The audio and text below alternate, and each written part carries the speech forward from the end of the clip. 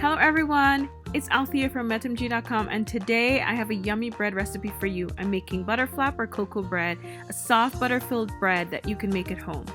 To make the butterflap dough, in a large mixing bowl, add 3.5 cups of all-purpose flour and 1 tablespoon of rapid rising yeast. Mix together well using a whisk or your fingers.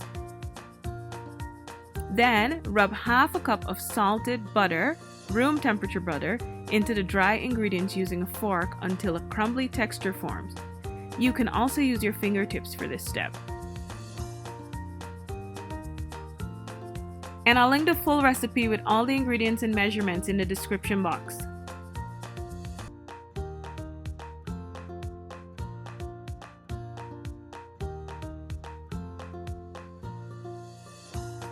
Then make a well in the center of the ingredients.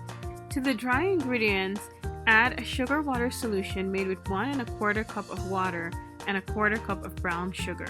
Mix until the sugar water solution and dry ingredients come together to form a soft dough ball. You can start out with a whisk to make a smooth batter, then use your hands to complete the mixing process.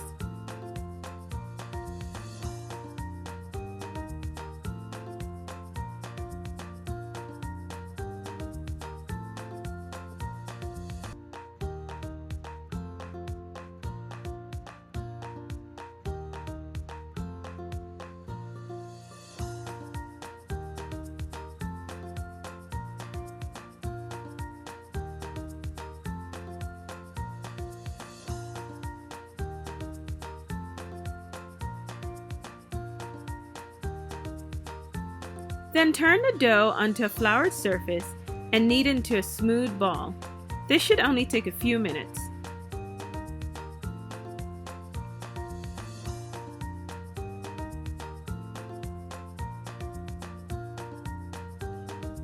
Then place the ball into a greased bowl, cover, and let it sit in a warm place to allow the dough to rise until the dough doubles in size.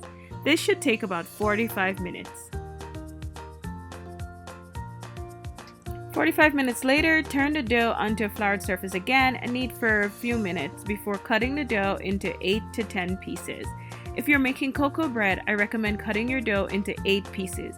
If you're making butterflaps, cutting the dough into 10 pieces will give you perfectly sized butterflaps. Roll each piece of dough into a smooth round ball. This step is necessary for a nice round shape when rolling the dough out before folding into the cocoa bread or butterflap. Then, roll your dough out into a round disc. Careful not to roll it too thin, especially if making cocoa bread, which tends to be really thick. I rolled mine to about 3/16 of an inch thick. Next, add 2 teaspoons of room temperature salted butter to 1/2 of the rolled out dough, leaving a bit of space at the edges. If you go too close to the edge, the melted butter will ooze out of the dough during baking. Then fold your dough in half. If you're making cocoa bread, stop here. Press the edges to seal and bake for 20 to 25 minutes. If you're making butterflaps, add another teaspoon of room temperature salted butter to half of the folded dough and fold again into quarters, then press to seal the edges. Place your butterflaps on a greased baking sheet, then wet your hands with some warm water and brush away any flour that may be on the butterflaps. This keeps the butterflaps from forming a crust during baking. Then bake at 350 degrees for 20 to 25 minutes. 25 minutes later, they are a beautiful golden brown color. Then brush with butter and allow to cool.